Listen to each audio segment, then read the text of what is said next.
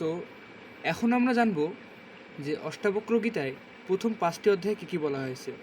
Chapter 1-এ যে বিষয় নিয়ে আলোচনা করা হয়েছে সেটা হচ্ছে যে it all starts when king Janaka asks the sage Ashtavakra how he can attain knowledge detachment liberation Ashtavakra tells him. তো এখানে রাজা জনক জিজ্ঞেস করেছিল কীভাবে সে জ্ঞান অর্জন করতে পারে এবং ডিট্যাচমেন্ট পেতে পারে, তার জীবনে যে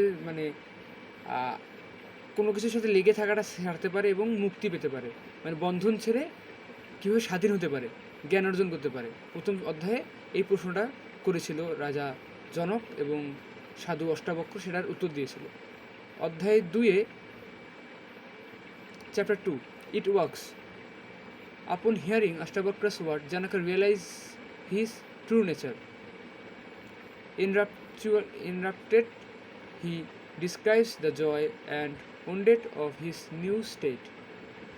তো তার ক্ষেত্রে জনকার ক্ষেত্রে অষ্টাবক্র মুনির উপদেশগুলো কাজে দিয়েছিল এবং এগুলো শোনার পর রাজা জনক তার আসল সত্য অর্থাৎ তিনি কে আমি কে সেটা তার ক্লিয়ার হয়ে যায় এবং তাকে সেটা অনেক আনন্দ দেয় এবং তাকে একটা নতুন স্টেজে নিয়ে যায়, তার লেভেলটা একটা আপগ্রেডেড হয়ে যায়।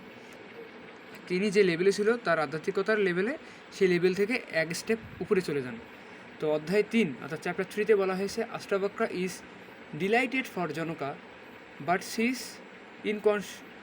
ইনকনস্টেন্সিয়াস he fires off a series of confrontational verses about attachment to worldly pleasure. আচ্ছা, অষ্টাবক্র এখানে তাকে কিছু হাইলাইটেড করেন কিছু বিষয়ে কনসিস্টেন্সের হতেও এখানে তিনি কিছু ভার্স বলেন যেগুলো তাকে অনেক আনন্দ দেয় 3 নম্বর চ্যাপ্টারে। আচ্ছা, এটা আমি ঠিক ভালোভাবে বুঝলাম না, পড়লে হয়তো বুঝে যাবে চ্যাপ্টারটা। চ্যাপ্টার 4 আছে Janaka asserted that the lord of the universe can do as he pleases. Janaka এখানে একটা বিষয় শেয়ার করেন যে ইউনিভার্স এই মহাবিশ্বের অধিকর্তা আমাদের ঈশ্বর সব কিছুই করতে পারেন, তিনি যেটিই চান সেটি করতে পারেন। এখন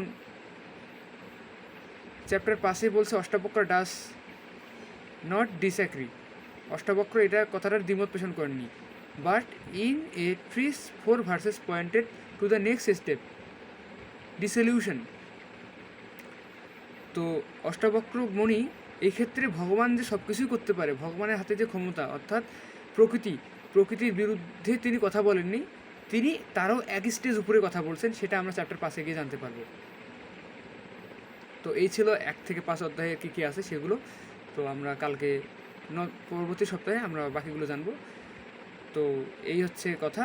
প্রথমত 1 চ্যাপ্টারে আত্মজ্ঞান কী, সেটা কীভাবে তিনি বন্ধন থেকে মুক্তির দিকে যাবে, তারপরে 2য় অধ্যায়ে এরা তার জন্য কাজ করেছিল এবং তারপরে 3 নম্বরে তাকে কীভাবে আনন্দ পাওয়া যায় এই জাতীয় কথা। 3 চ্যাপ্টারটা আমার কথাটা ঠিক সঠিক হচ্ছে না। জনক তারপরে 4 অধ্যায়ে বলেন যে এই মহাবিশ্বের যত কিছু আছে সব কিছুই ঈশ্বর নিয়ন্ত্রণ করেন, তার ইচ্ছায় সব কিছু হয়। অষ্টাবক্র মুনি 5 নম্বর অধ্যায়ে এই কথাটাকে দ্বিমত পোষণ করেন না, তিনিও মানেন যে ভগবানের ইচ্ছায় সব কিছু হয় এবং তিনি তার 4টা নতুন শ্লোকে এই কথাটাকে একটু নেক্সট লেভেলে নিয়ে যায় ডিসলিউশনের পথে। তো আমরা আশা করি ধীরে ধীরে সব কিছু সম্পর্কে জানবো।